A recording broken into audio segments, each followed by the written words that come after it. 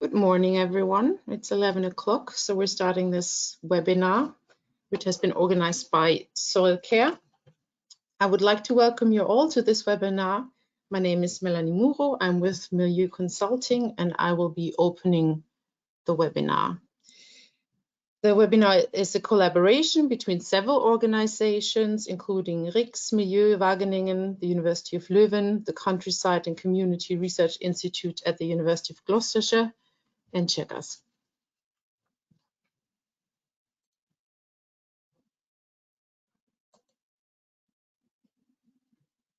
Before I introduce you to today's agenda, I wanted to flag a few technical issues in order to make this all work a bit better. As you might note, you're all muted, but you can talk to us by using the chat functionality. You should all be able to send questions to us. This webinar is only 1 hour long, and we're therefore not able to open the floor to all participants, but we will try to respond to your comments and questions as we go along.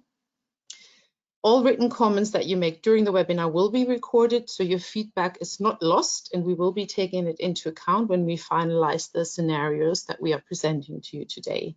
You can also write to us after the webinar, and I will be showing our contact details later on. You can also watch the movies that we're showing later on again at our YouTube channel, and the link to that is also at the end of the presentation. So how is this going to work today? We will introduce to you the different scenarios that we have developed through short movies, and then we will be asking you some questions, and you can participate in polls. If you are unable to vote, it might be because you're on in full screen mode. We've noticed that if you watch this webinar in full screen mode, you might not be able to participate in the polls. If you have any other technical issues, please do send us questions and we will try to help. Also, I wanted to highlight that you have a control panel, and at the top of the control panel, there's an orange arrow, and you can use that to minimize the control panel, which might help you to navigate through this webinar. Also, please note that you can undock some of the controls that you have, and I would advise you to undock the question control that you have, because that will make it easier for you to follow the questions that are being asked. The scenario descriptions were sent to all of you via email. They can also be downloaded from this webinar page, as well as our presentations. They're also available for download. Today's webinar has two main parts. First, I'm introducing the project very briefly, and then my colleague Hedwig van Delden from RIX will present the 4 scenarios we would like to discuss with you, which will also provide a very brief description of the methodology that we have used. We are supported by my colleague Tuğçe Tukan from Milieu, who will monitor your questions. So very briefly about Soil Care. Soil Care is a Horizon 2020 funded research project which brings together more than 25 partner organizations working across 16 study site countries. Our main hypothesis is that if European crop production is to remain competitive while reducing environmental impacts, then the development and uptake of effective soil improvement cropping systems is required. And I will define that term in a minute. So the overall aim of Soil Care is to identify and evaluate promising soil improving cropping systems and agronomic techniques. Soil Care aims to identify these cropping systems, test and assess them across 16 study sites. And here on the map, you can see where these study sites are located. And then, of course, to facilitate the adoption and implementation of these 6, if they prove to be indeed beneficial for soil quality. And finally, we will develop an interactive tool for the selection of soil improving cropping systems throughout Europe. So how do we define cropping systems? In Soil Care, we define cropping systems as a combination between crop type, crop rotation, and the agronomic management techniques, which includes nutrient management, pest management, but also things like traffic management. As part of the project implementation, we have identified a set of cropping systems which are thought to be beneficial for soil. And if you're interested, please go to our website. There is a very nice deliverable which lists all the different cropping systems and where they could be applied for which situations. We're now in the process of testing these cropping systems across the 16 study sites, and here are just 2 examples. One is from Hungary, where organic and inorganic fertilization is tested in different crop rotations. The second example is from Portugal, where our colleagues are trialing a succession system of different crops and legumes, which are then used as green manure. We are now in most of the sites in the second growing season and have collected first results from the field tests. If you want to find out more, please visit our website, where the experiments are described in more detail. So why are we here today, and what is our role in the project? The work we are doing focuses on understanding the applicability and the impact of soil improving agricultural practices across Europe under present and future conditions as a basis for developing policy alternatives to promote the uptake of these soil improving cropping systems at European, national, subnational, and local scales. So what we've done so far is we had a scenario workshop last June in Brussels, and looking at the list of attendees, I can see that some of you who were there in June are here today, which makes us very happy to see that there's a continuity here. At the workshop, we discussed different factors that shape agricultural practices and how they might develop in the future. And as a result of that, we have identified and developed 4 possible scenarios, which we'd like to discuss with you today.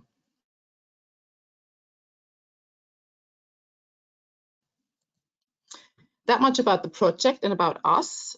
Now, in order to practice a little bit our interaction and also to find out a bit more about you, I would like to launch the first poll with you.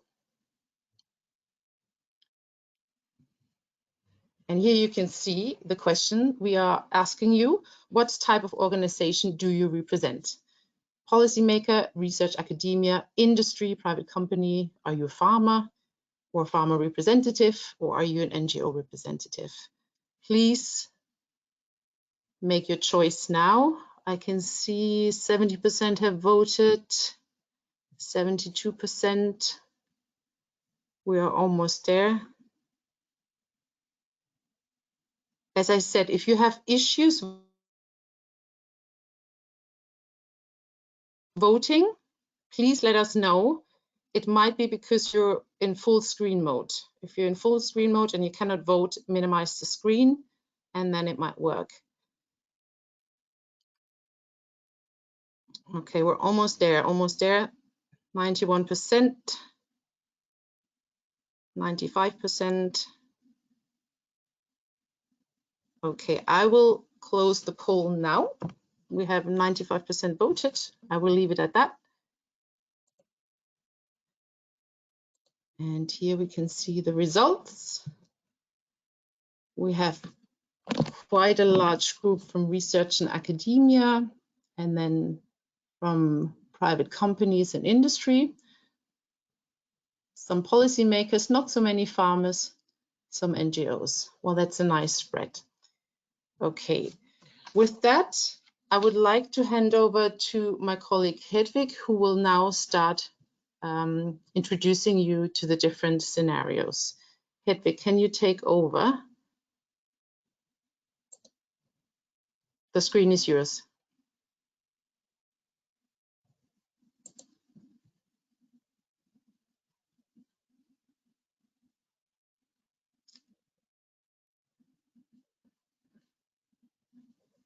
And please don't forget to unmute yourself. Well, that was very useful information. So thank you, Melanie. And welcome to everyone also on my behalf. We are now moving on to the scenario approach we have applied. And we will start with the question, what are scenarios? In our context, we see them as different possible futures that have been developed under different assumptions, representing rather extreme, but still plausible conditions. The type of scenarios we work with are exploratory scenarios, and these mainly try to provide an answer to the question what could happen. So they are not meant to provide the most likely future, nor are they meant to provide a vision. It is really about understanding the different future uncertainties we might be confronted with and how these could play out into alternative future pathways. So why are we doing this? Well, by developing these scenarios together, and due to the interactions we have while doing this, we build up a shared learning of everybody involved. And as we're doing this today as well. So especially around the strategic capacity when considering policy alternatives and future uncertainties. And with the developed scenarios, we are then able to assess the effectiveness of various policy instruments under different socioeconomic conditions, not only now, but also into the future. And then this information can be used in the design of policies. So more generally speaking, if we have a better understanding of the futures we might encounter, we will be better able to think about ways how to take action now to deal with these futures, and especially the difficulties that we might encounter. So the approach we follow includes a combination of qualitative narrative aspects and quantitative modeling aspects. And we have chosen this approach as narratives can be very creative, while quantification and modeling helps to understand the causal relationships and the boundaries of the system. So by combining both, we aim to have creative scenarios that are also coherent and plausible. In the development of the scenarios, we use both techniques in iteration to complete the loop, as you can see on the figure on the screen. Our narrative scenarios are mainly developed through participatory activities, so interviews, workshops, while our quantification uses European data sets and European-wide modeling. So our final scenarios therefore have both qualitative and quantitative components, so one is not more important than the other. Currently, we are in the phase of developing the qualitative scenarios, and today we are asking your feedback on the draft narratives we have developed so far. And then in the next step, we will model these and assess their impact on sustainability and profitability indicators. And then we come back again for another feedback round.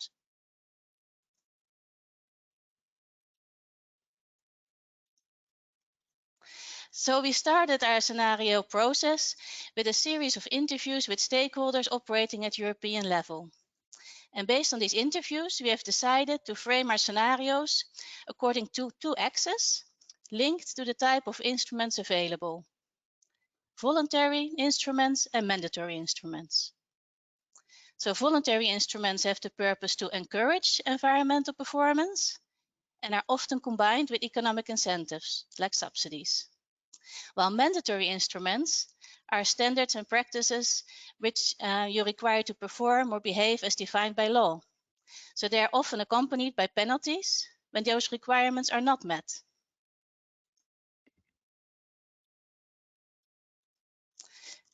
Our approach places the adoption and the effectiveness of different types of policy instrument in its core, as we believe this helps the scenarios to be relevant to the design and implementation of policies. So in our approach, we have therefore created different plausible futures where adopting and effectively implementing voluntary or mandatory measures is either challenging or easy. The focus on these types of instruments resulted from a series of interviews with European stakeholders. And in a subsequent workshop, European stakeholders came together to talk about drivers of change, factors impacting on the adoption of voluntary and mandatory instruments, and they also started to create a set of 4 scenarios, which have since been further developed to their current status.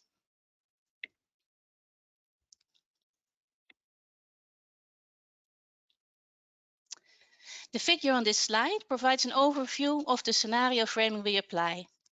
On the one axis, we have the challenges to voluntary instruments, on the other, the challenges to mandatory instruments. And in the development of the scenarios, we ask ourselves how different worlds would look like. So when we are at the bottom right quadrant, We question how a world would look like in which it is difficult to effectively implement mandatory measures, such as different kinds of regulations, but where there are few challenges to implement voluntary measures. If we are in the top left quadrant, we envision a world in which it is difficult to effectively implement voluntary measures, such as subsidies, but with few challenges to implement mandatory measures. The top right quadrant then aims to envision a world in which there are significant challenges to both types of instruments. And while at the bottom left quadrant looks at a world where there are few challenges to implement either type of instrument.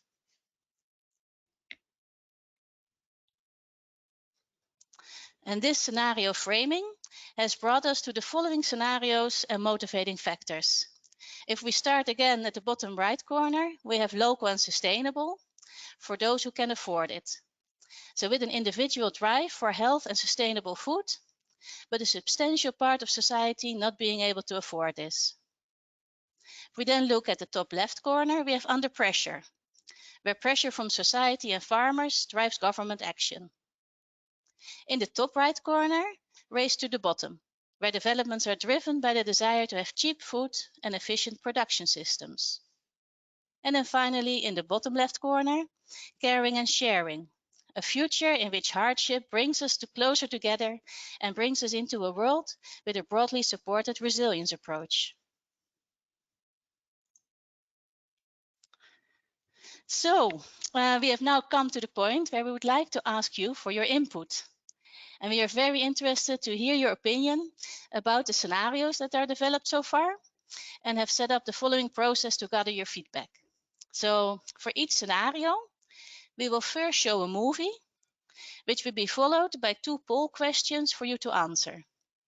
And in addition to casting your vote, you'll be able to enter any additional comments that you might have through the questions chat functionality of GoToWebinar. What I will do now, I will start this process by launching the first movie for the first scenario. Local and sustainable, but only for those who can afford it.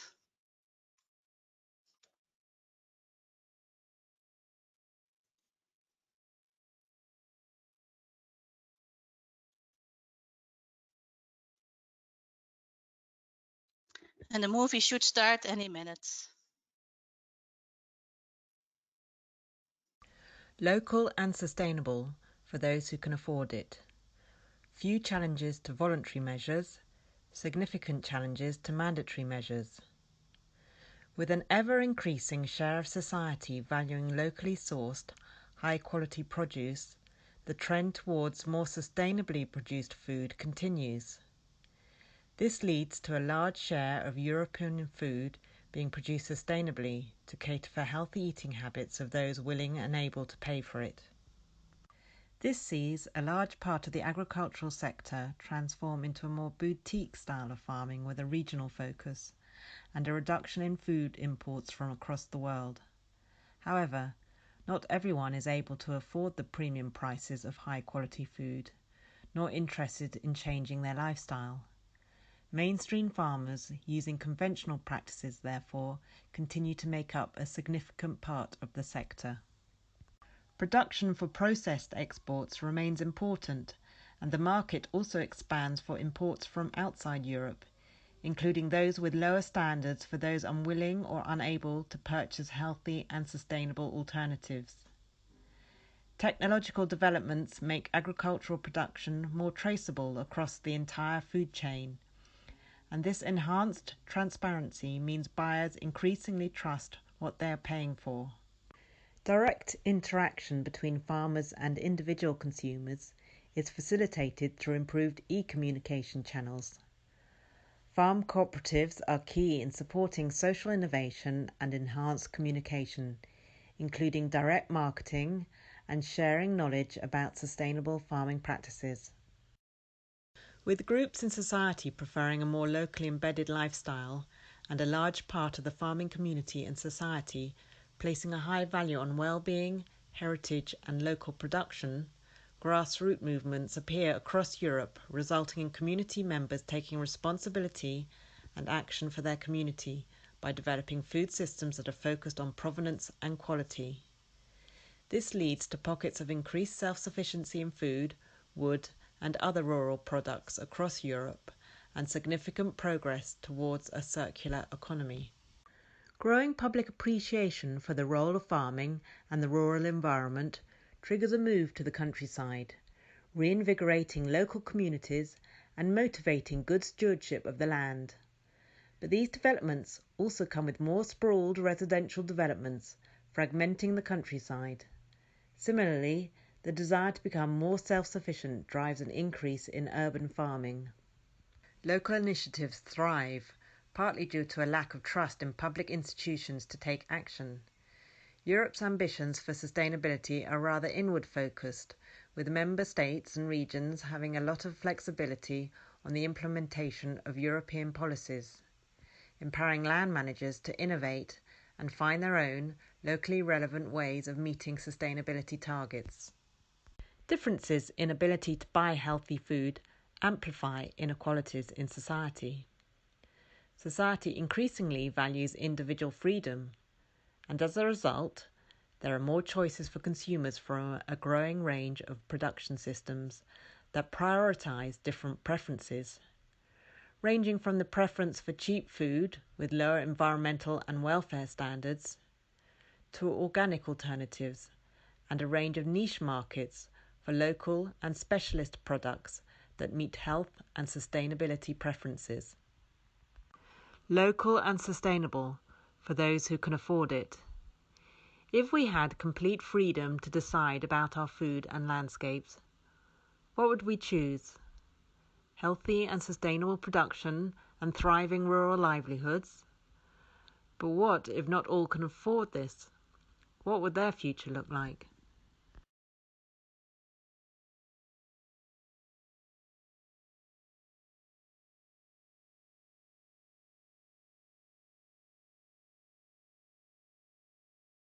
Now, so we have now come to the poll questions, and we hope you have enjoyed the first scenario. To evaluate the scenarios, we have defined 2 criteria, and we would like to ask you to give feedback on each of them. So our first criterion is that the developments in the scenario should be logical. So the causal relationships between events needs to make sense. So this means that events should naturally follow from assumptions that were made. And our question to you is if you think that the scenario you have just seen, local and sustainable for those who can afford it, provides a logical sequence of events. And possible answers to this question are very logical, somewhat logical, not very logical, or not logical at all. So now, please have a think how you would assess this scenario while I launch the poll.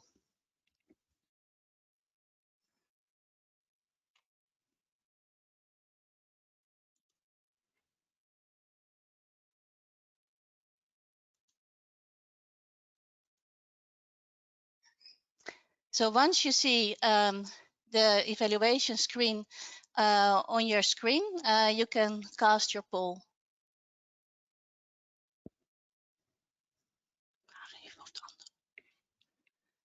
And I can see that some are already voting. About 60% of you have voted. And also, please remember that you can add additional comments to the chat question functionality. So if there is something that you would like to expand upon, so why you think it is logical or not so logical, or what could be improved, please let us know. We already have a interesting comment, Hedvig. Why is the food for those less able to afford premium prices considered to be unhealthy? Good question. Please feel free to send us more questions. Someone is saying the link with mandatory and voluntary is not that clear. And if you look at your questions, there are also at the chat box, there are also questions to you, whether you feel the title reflects the scenario well, whether there could be any improvements. There's also an assumption that there's an inevitable cost increase associated with sustainable farming. This isn't necessarily the case. One participant is saying moving to the countryside doesn't seem to be necessarily logical. So there's one comment that I will quickly pick up on, and that is that the link with voluntary or mandatory measures isn't really clear.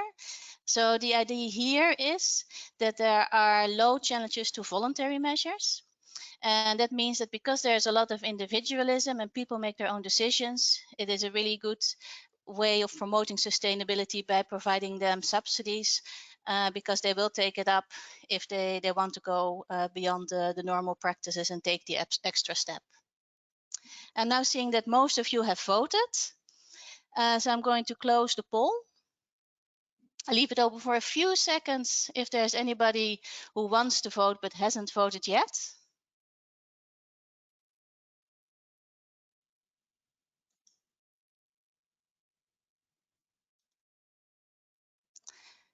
And you should be able to see the poll results now. So you can see that most of you thought was somewhat logical, quite a few thought was very logical, and then there were also some who didn't think it was very logical. So also, if you haven't given any comments yet, especially those who didn't think it was very logical, or if you have ideas how to improve the scenario, please do so through the question chat functionality.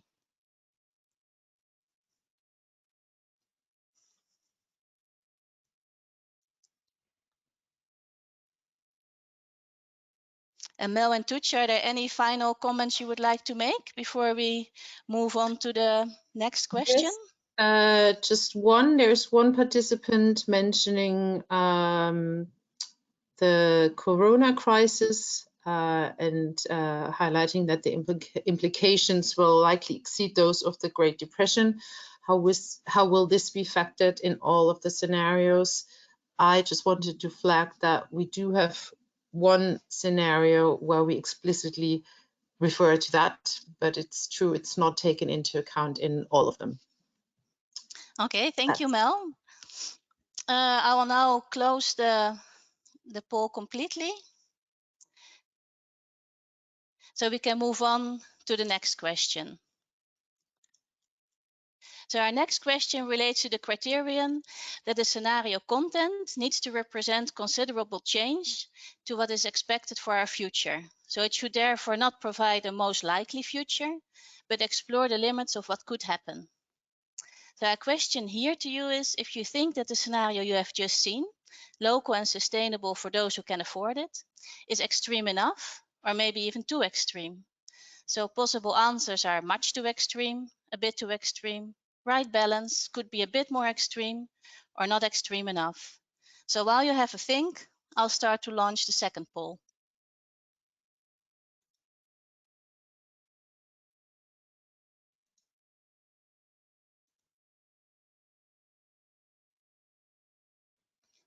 And again, whenever you see the poll up on your screen, please cast your vote.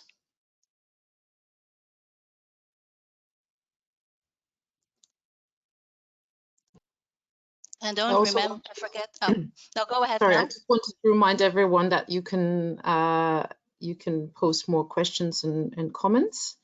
And as I said before, we're not able to respond to all of them, but we will take them into account when we revise the scenarios. So please don't feel like we're not responding to you. This is really valuable. So please send your comments.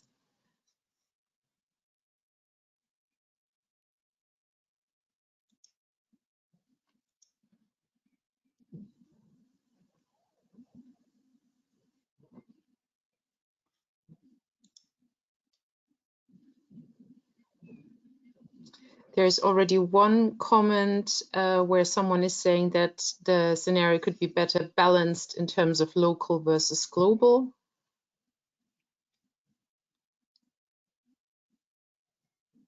Also, if I look at the number of people who have voted, about 80% has voted. So I would like to give you a few more seconds to cast your vote if you haven't done so yet, but are keen to give your opinion.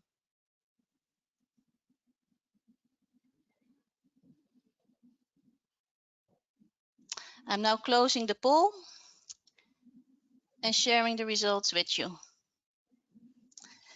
So you can see that most of you thought it is the right balance, and there are quite a few who think it could be a bit more extreme, and also quite a few who think it's a bit too extreme. So I'll give you a few more seconds, especially those who think it's either a bit too extreme or not too extreme enough, to provide feedback through the chat functionality.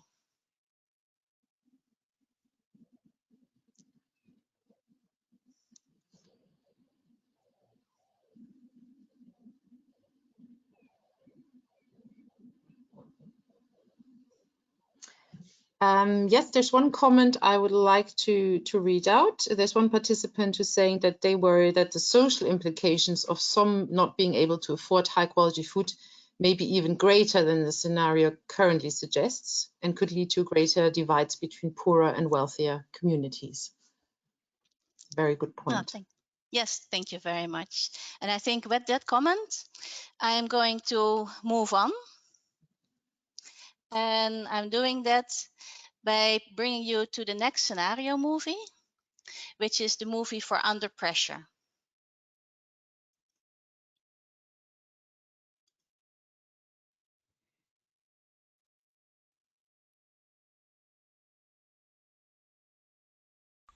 Under pressure. Few challenges to mandatory measures, substantial challenges to voluntary measures. European citizens are increasingly concerned about climate, environmental and health issues, but feel unable to effect change. This leads to numerous protests being organised across Europe to mitigate climate change and produce food more sustainably. With the agricultural sector feeling underappreciated and pushing back with counter-demonstrations, governments are pressured to play a leading role in finding solutions and taking action. After a period of social unrest, it is agreed that food standards can only be met by ensuring more sustainable production. The European Commission is backed by Member States to put forward a set of rules and regulations to ensure the sustainable production of high-quality food, along with a package of support for farmers to comply with them. However, society has limited capacity to pay for these environmental benefits, and profit margins on food products are under pressure. As a result, many small farms struggle to meet the regulations while maintaining or increasing their profitability, losing out to large-scale intensive farms that become increasingly dominant. This leads to less diversity in the market and a loss of traditions, but also enables new forms of large-scale sustainable production that can finance and comply with the new, more stringent environmental and health standards. Technological innovation makes it easier and cheaper to monitor the sustainability of farming practices, enabling the expansion of cross-compliance schemes to a wider range of minimum environmental standards that are required for farmers to receive payment. Larger and more financially healthy farms invest in R&D to meet the new standards and find innovative ways to produce sustainably at scale. However, the limited willingness of society to pay for more sustainable products means that the ambition of the agricultural sector rarely goes beyond meeting environmental targets. Still, the demand for European food increases as the new quality standards also apply to imported foods, and overseas producers are increasingly unable to supply products to the specified standards. Small farmers are increasingly being bought out by larger enterprises and are abandoning marginal land, leading to a migration from the countryside to cities and less cultural diversity in rural areas. Those remaining in the countryside who are unable to continue their own farming practice experience the social and mental health implications of this, as they have lost their purpose and livelihood. New technologies enable an increased intensification with an overall lower need for labour in agriculture, impacting on rural communities as less jobs will be available. With Europe leading the way in setting the standards for sustainable production, a new generation of young, entrepreneurial and highly educated farmers take over. Through their modern practices focusing on sustainable and profitable production, over time soil quality, together with other environmental functions, increase across Europe while providing a livelihood for those able to keep up.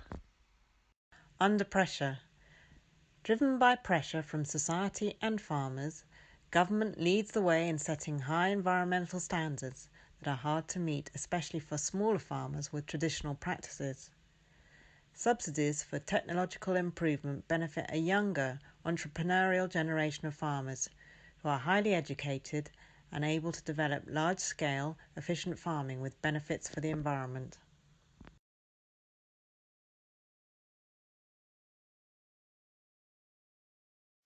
So we hope you have enjoyed this movie as well.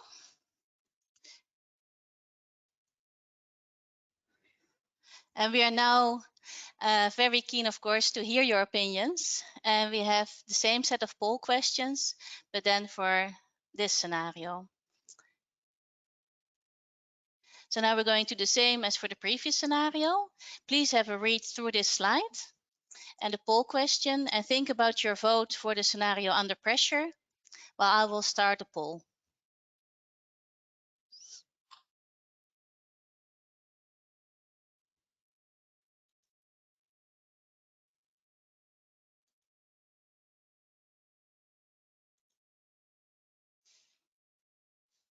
So as before, whenever you can see the poll on your screen, please go ahead and cast your vote.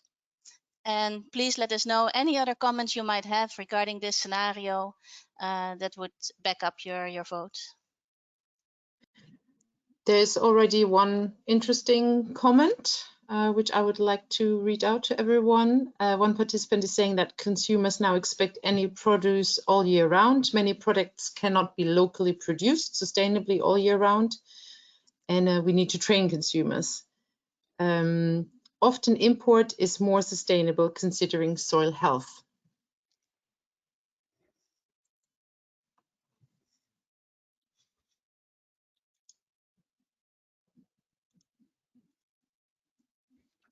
So I can now see that almost 80% of you has voted.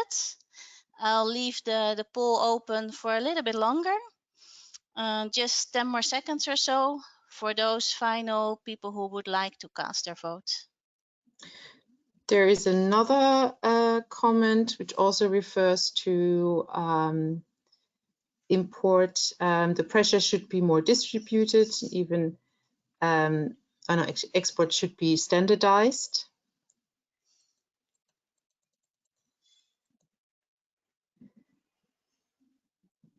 And another one, sustainable production does not have to mean large-scale farming.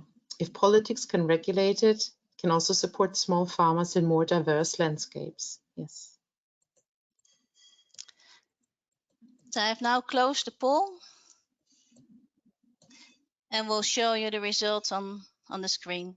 So what we can see that about 44% thinks it's somewhat logical. Then 31% think the scenario is very logical, and there's also a group of 22% who doesn't think it's very logical.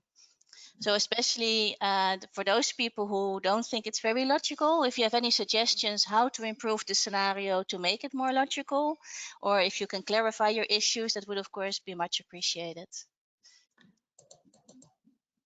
There and as are Mel some said before, it's also really no problem to send us any feedback later on if you would like to have a further think or for whatever reason. There are some comments which raise some questions about the scenario. Why would there be more willingness to pay higher prices in the first scenario that we looked at, the local and sustainable scenario, compared to this one? And then again, someone referring to small farms, they're not sure whether small farms would drop out because of increased standards. This type of farm can easily adapt themselves to new regulation and standards.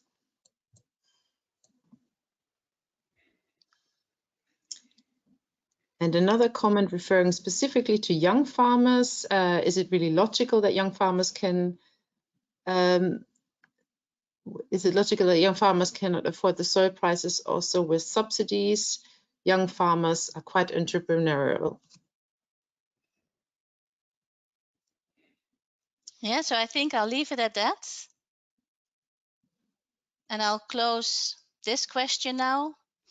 And we'll move on to the next question. So we will do the same as we did for the previous poll. I'll have you have a read at the screen. So looking at the evaluation criterion and also the poll questions. And here the question is no longer if the scenario is logical, but if the scenario is extreme enough.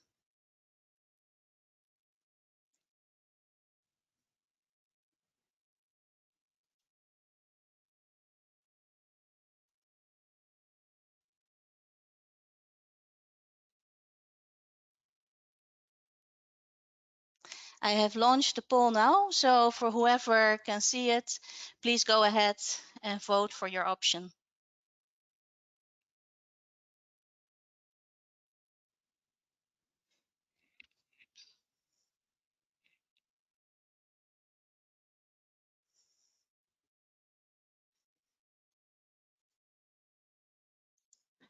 I want to again read out a few comments. There was one earlier about a suggestion for a different title, which is Rational and Performance Sustainable Crop Production.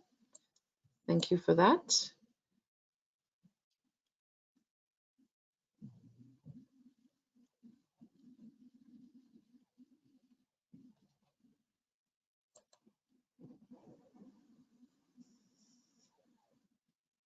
And someone is asking the question of whether the idea of farmer cooperation is included in the scenario.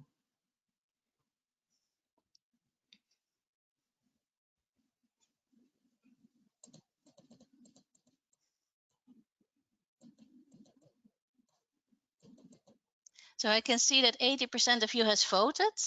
For those of you who haven't voted yet, if you still would like to cast your vote, please do so in the coming 10 seconds or so, and then I will close the poll. Also, meanwhile, thank you so much for providing so many questions and comments. I think it's really great that you're doing this on the side of just casting your vote, and it's really helpful for us. Just one more comment I would like to highlight. One participant is saying that it's unrealistic that pressure will arise that would cause these kind of changes unless we have a food-induced health crisis of corona scale. Interesting. So I have now closed the poll. And you can see the results on your screen. So 43% thinks it has the right balance. And then it's quite interesting to see that there are quite a few people who think it's either too extreme or it could be a bit more extreme. And also there are some people who think it's much too extreme and some that think it doesn't, it's not extreme enough. So I'll leave the floor open for a few final questions and comments that you can, yeah. Yes, someone is saying that it's difficult to judge extremeness if we do not know the outcomes in terms of socioeconomic, environmental, and biodiversity effects. Yes, and also maybe to repeat that is that this is just the first draft of the narrative scenarios. So we haven't completed the whole scenario development process. And after this set of scenarios, we're going to model them. And then we are also going to look at the implications of the profitability and the environmental issues, and also those, of course, related to soil. And we would love to have your feedback on those as well when they're available. One final comment I would like to make, or what I would like to highlight, is that quite a number of you questioned the title. It seems that it doesn't necessarily reflect the scenario very well or explain it very well. So I think we need to take that into consideration. Thank you for those comments. Yes, thank you very much. And also with that comment, I will stop the poll. And Now I will take you to the third scenario already. So I will start again the movie of that scenario.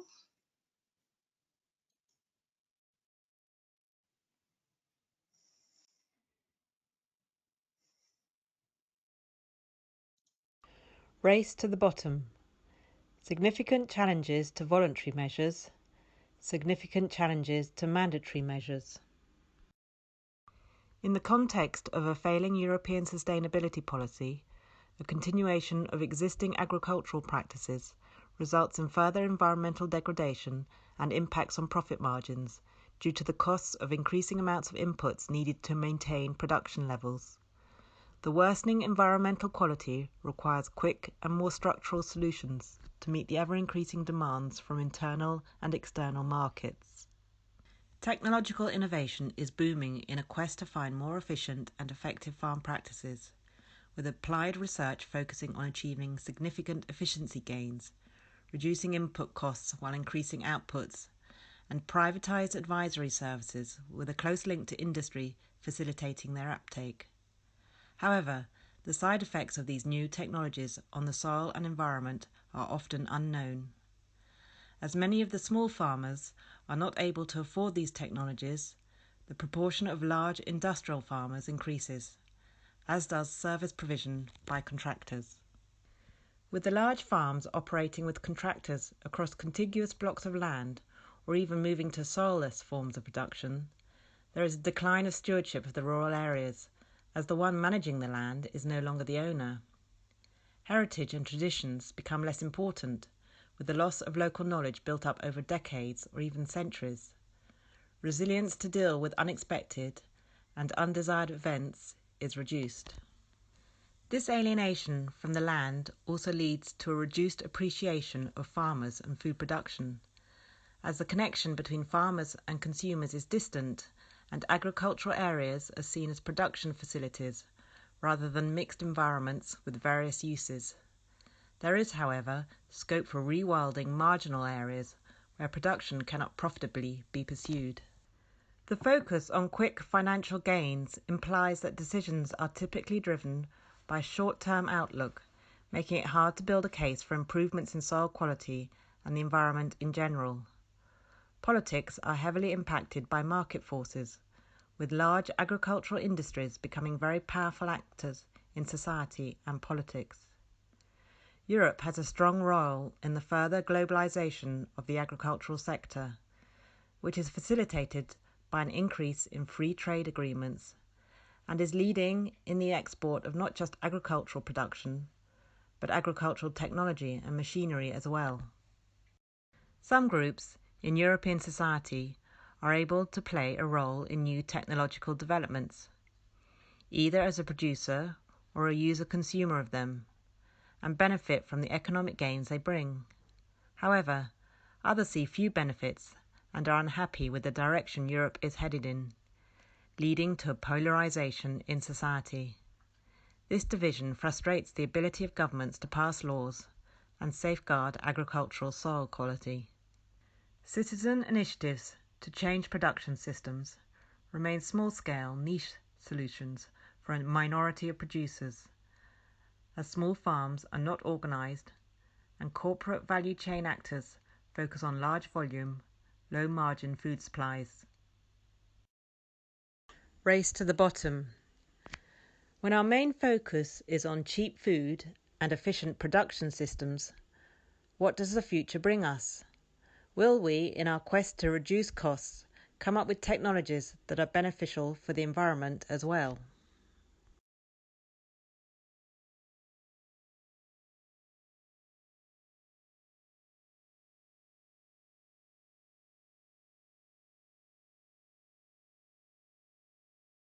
So we hope you have enjoyed this movie. And like before, we are very keen to hear what you think about it. We are now moving to the poll questions for Race to the Bottom. And like before, I will show the question on the screen. So this question is, does the scenario provide a logical sequence of events? And while you're thinking, I will launch the poll.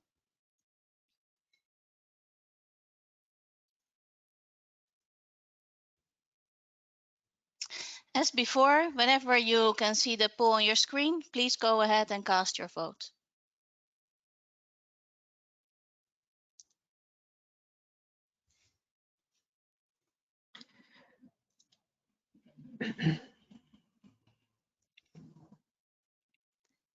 And like before, if you have any further comments, suggestions, or any reason why you're voting the way you are, please let us know.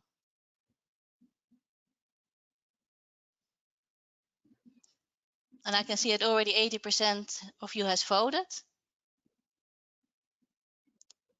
So I'll leave it open for just 10 more seconds. Melanie, is there already something to pick up from the questions? There are some comments. There are a few of you who feel that there are some overlaps between this scenario and the previous one, or this scenario and the first one.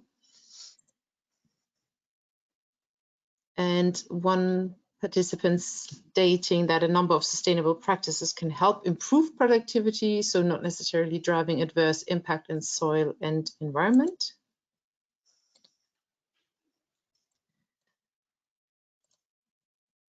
I will also share with you the results from the poll. So the majority thinks that this scenario is somewhat logical. There's a group that thinks it's very logical. There's some who don't think it's very logical. And there is probably one or two who don't think it's logical at all.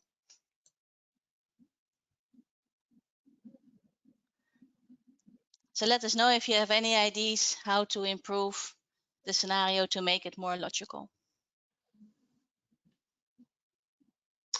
There's one comment saying that they miss the pressure of outside forces in the EU on the EU market. And also someone saying that many large manufacturers and retailers are recognizing the need for resilience and the role soil has to play in this. And another comment saying that the role local initiatives can play seems to be underestimated in this scenario. Well, thank you. I think to make sure we are not going too far over time, I will now close this poll. And we'll move on to the next question. So the next question is the same scenario, race to the bottom, but then if this scenario is extreme enough. And while you have a final look at the screen, I will launch the poll.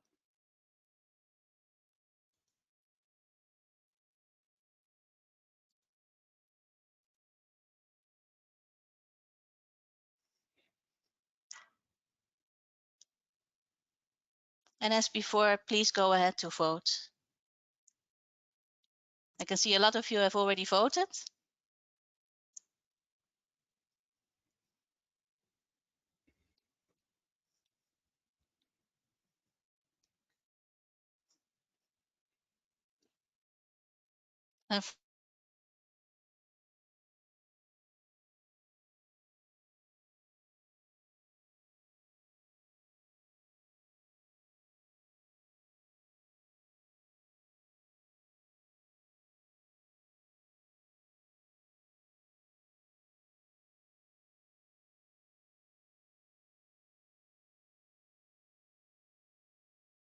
And I can already see one comment saying that it's a bit too extreme because farmers need to keep the soil healthy to keep their own income in the long term. Please feel free to send more comments.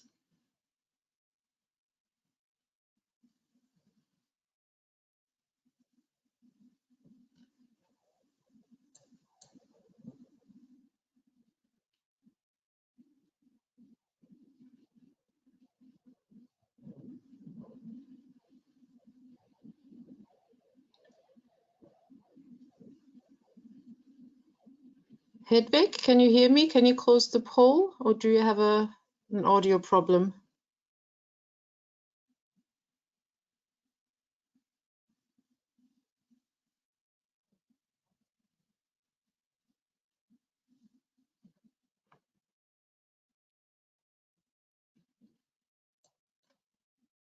Okay, I apologize. It seems we have A small problem here. Hedvig, we cannot hear you. So now I think it was just Yes. the connection that was lost, and Okay, everything thank you. should be there again. Yes, So we I can guess hear from you now. It's Australia, fine. Australia is far away. So it's Okay. good that you're all here. And I'm sure you have covered some of the comments on the poll. So now I suggest that we move on to the final scenario.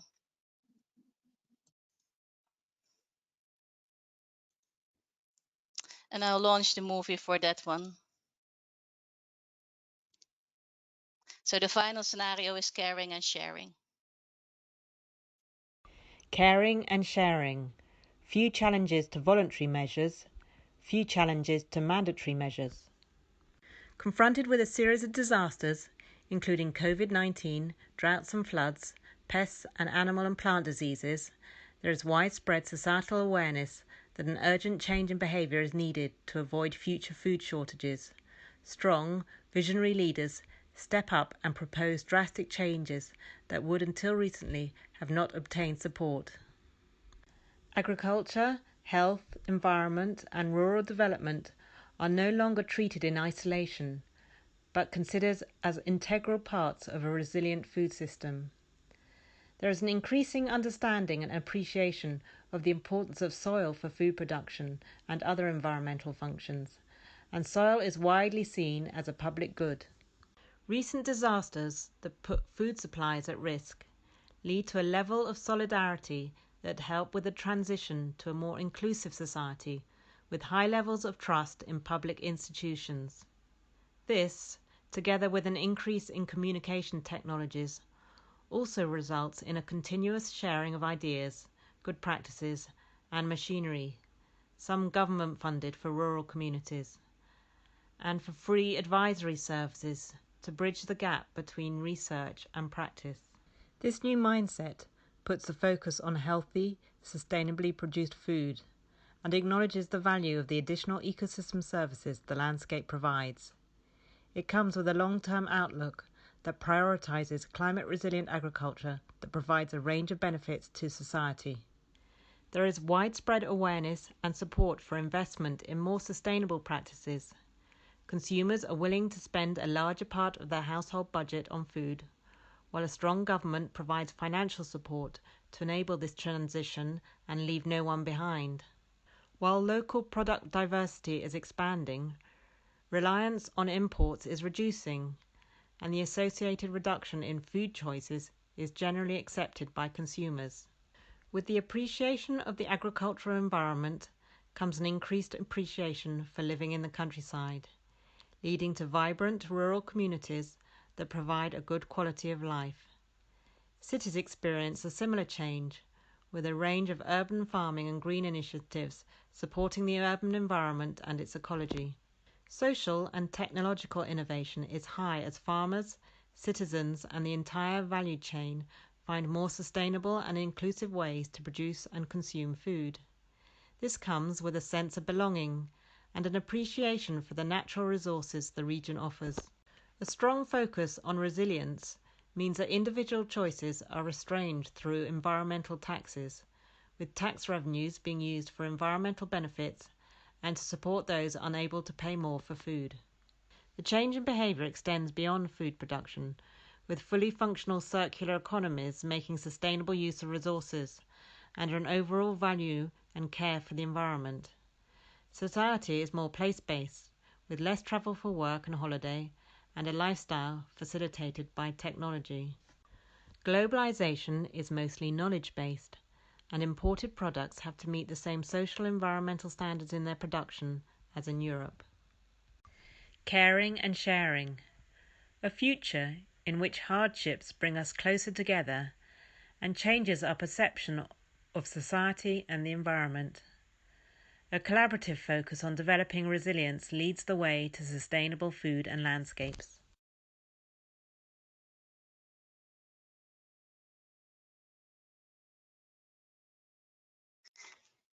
We hope you have enjoyed this final video as well.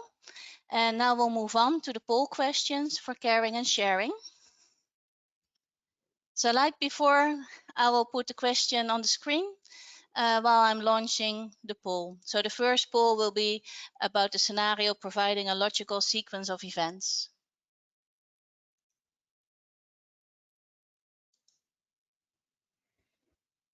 I can also see that you're already sending comments. There's one question: why does the increased migration to the countryside come with negative side effects in the first scenario, but not in this one?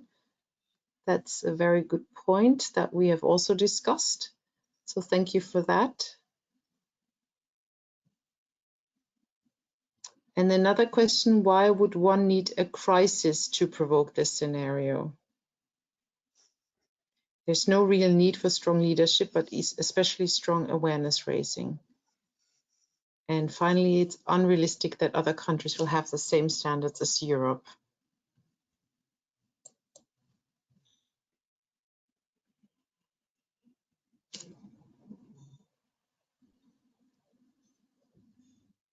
So most of you have already voted. I'll leave the poll open for another 20 seconds.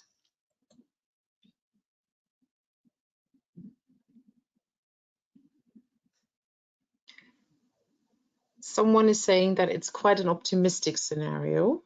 What about consequences on urban spread and the attraction of the rural areas?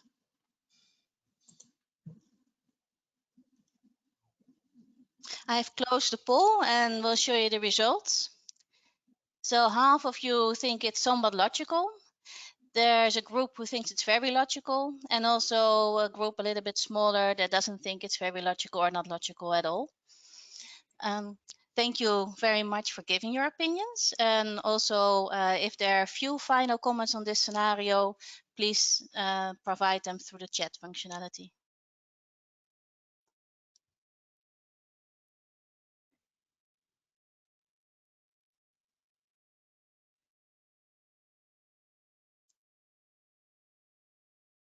Mel, are there any final things you would like to highlight?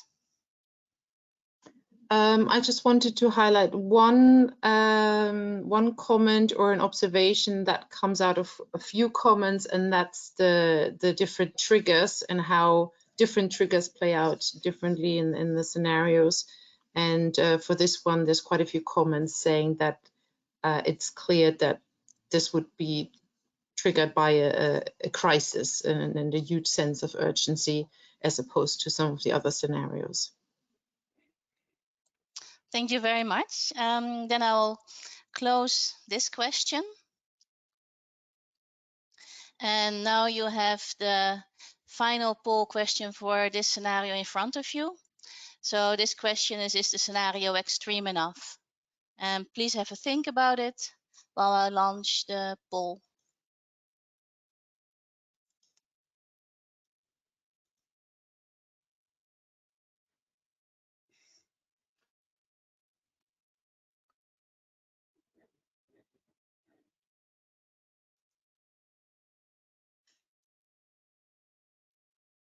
Already 70% of you has voted. And that's quite good because we are running a little bit over time. So it would be nice to move quickly because we have a little bit on the group of the set of scenarios as well. It won't take too long because there are no additional movies, but it will take, I would say, another 10 minutes to wrap up the webinar.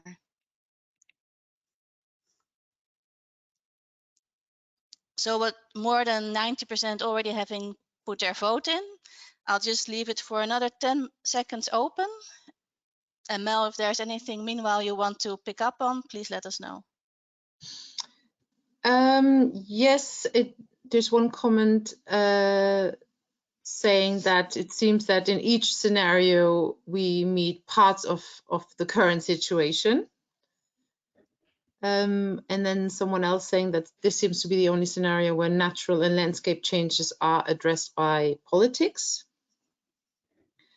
And finally, someone saying that they find it a bit too optimistic to envision such a shared agreement between European member states.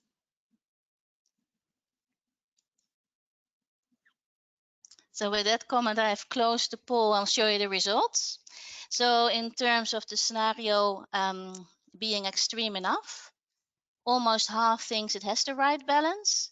There's a group that thinks it's too extreme, a little bit smaller group that it could be a bit more extreme, and there are also some people who think it's much too extreme.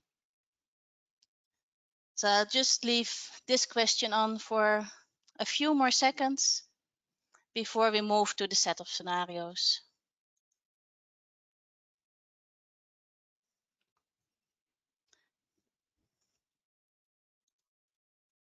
Mel, do you have any final things to pick up from the chat before we close this one? Just one comment saying, questioning whether powerful private companies would let this scenario happen. And it would be interesting to focus in on their potential reactions in this scenario. Okay, thank you very much. And with that comment, I will close the polls on all the individual scenarios. And so now you have seen and given your feedback on the individual scenarios, and we are going to focus on the set of scenarios. In the slide that you see in front of you, you see the motivating factors again in the original scenario framing. So we have local and sustainable for those who can afford it, under pressure, race to the bottom, and caring and sharing. And in the next slides, I will give you a very brief recap of each of them. So local and sustainable for those who can afford it. If we had complete freedom to decide about our food and landscapes, what would we choose? Healthy and sustainable production and thriving rural livelihoods? But what if not all can afford this? What would their future look like? Under pressure.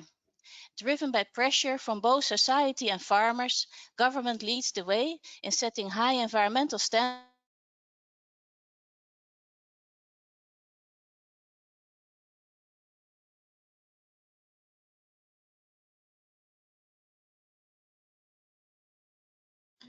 It seems like we just lost Hedvig again. Hedvig, can you hear us?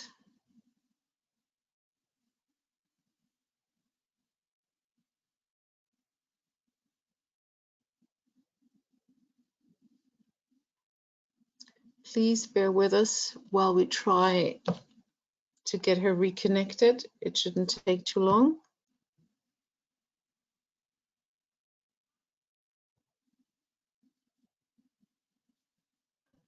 Hedvig, are you back?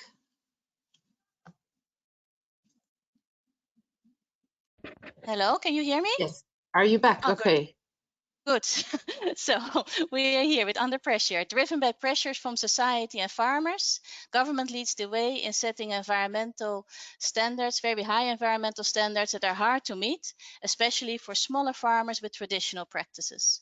Subsidies for technological improvement benefit a younger, entrepreneurial generation of farmers who are highly educated and able to develop large-scale, efficient farming with benefits for the environment. Race to the bottom. When our main focus is on cheap food and efficient production systems, what does the future bring us? Will we, in our quest to reduce costs, come up with technologies that are beneficial for the environment as well? And then finally, caring and sharing. A future in which hardship brings us closer together and changes our perception on society and environment. A collaborative focus on developing resilience leads the way to sustainable food and landscapes.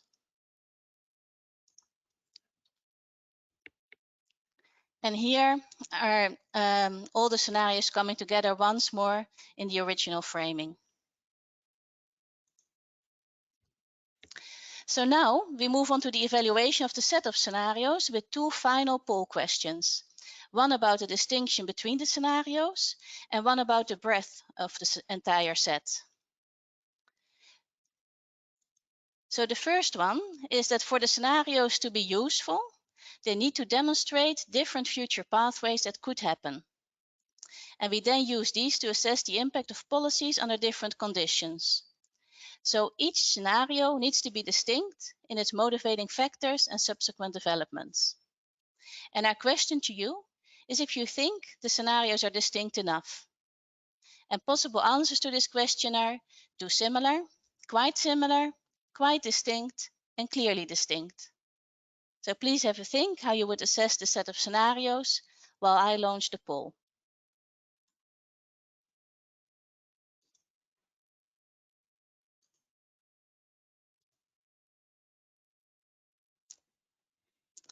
So I've just launched the poll. So whenever you would like to put your vote in, please go ahead and do so.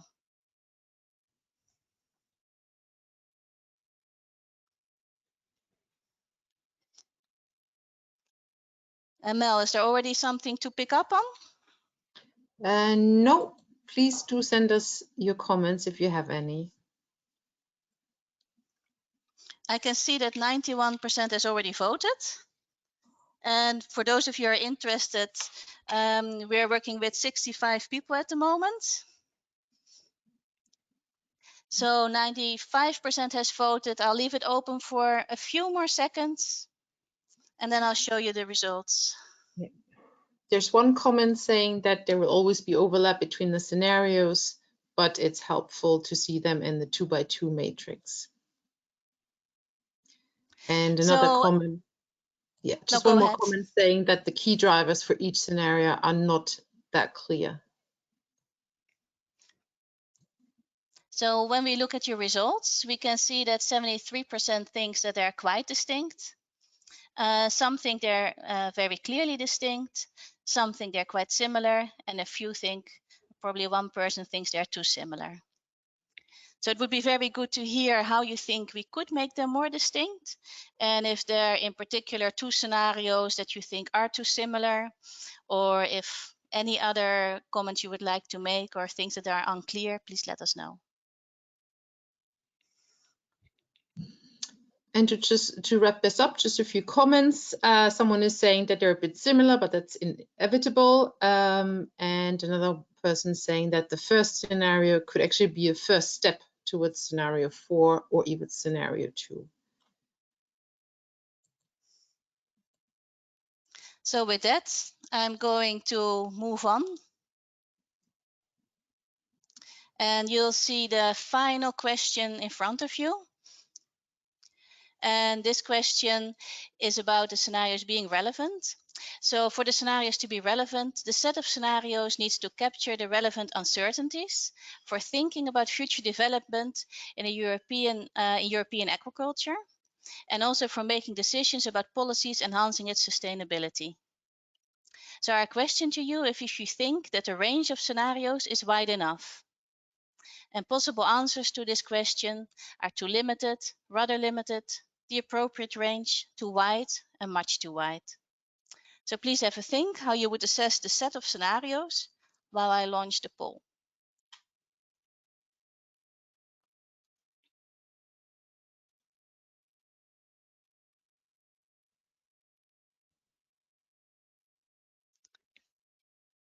So I've just launched the final poll.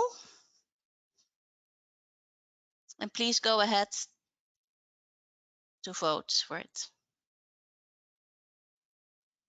I can already see that 70% of you have voted.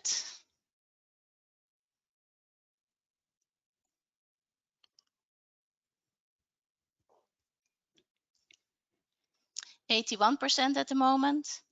And if there's anything you can pick up from the questions, Melanie, please let us know. One comment just came in saying, bearing in mind the likely outcomes from COVID-19, food prices are likely to be a key focus in material of potential scenarios. So with more than 85% of you having voted, I'm going to leave the poll open for just a few more seconds. And I'm going to close it now.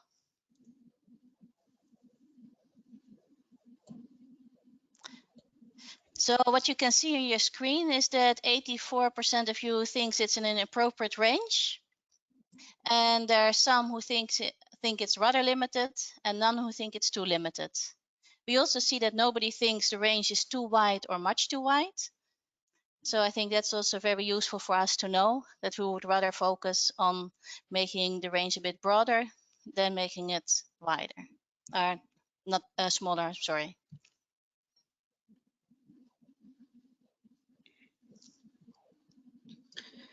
To wrap up, I can. There are two comments I would like to pull out. Just one comment saying that a scenario based on mandatory measures, but with a redistribution of CAP funding to support small traditional farmers is missing.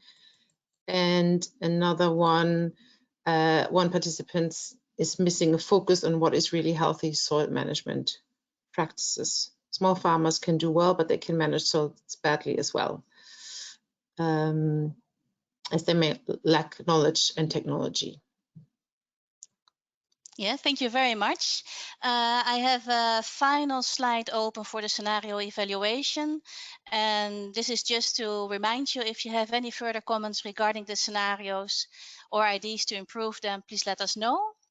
If you're thinking that there are key developments, key sectors, key components that you feel should be there but aren't there or require more attention, also that would be very nice to hear. And a final comment is if you like the titles, if you have any suggestions for different titles. And I would say any other feedback is very welcome. And we're also very happy to share with you what we are doing with your feedback. Edvik, maybe I can comment. I can relay a comment that came through email.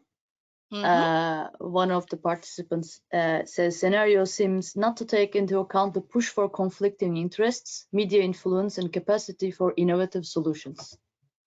Thank you very much. Mel, would you like to have any final comments put in the group, or otherwise you can take over and wrap up the whole seminar, the webinar? Yes, I would like to wrap up now because I'm acutely aware of the time. And if, like me, you have children to take care of now, you might have to run very soon. So I just wanted to wrap up. Thank you all for attending the webinar. What are we planning to do now? We will look at your comments and we will take them into account and revise the scenarios. These scenarios will be used for the integrated modeling that we're doing, where we're looking at the impacts of SIX uptake. And that will be presented in a second workshop, which for now is planned for the second, well, late this year, but we will see how things evolve and we will keep you all posted. As Hedvig says, please feel free to send us written comments after the webinar. And ultimately, our results will provide input into the identification of policy approaches to promote the uptake of SIX, which will then be disseminated through policy briefs, but also a final policy conference, which of course, we will share with you and we will invite you to. This only leaves me to thank you for your participation. Please do check out our website and our YouTube channel. There are plenty of movies there which explain what we do in the field, and explain the different experiments. If you want to submit comments to us, please send them to me and or Hedvig. And with that, I want to thank you all. Have a good day, stay safe, and we will close the webinar now, I think. Thank you very much. Goodbye.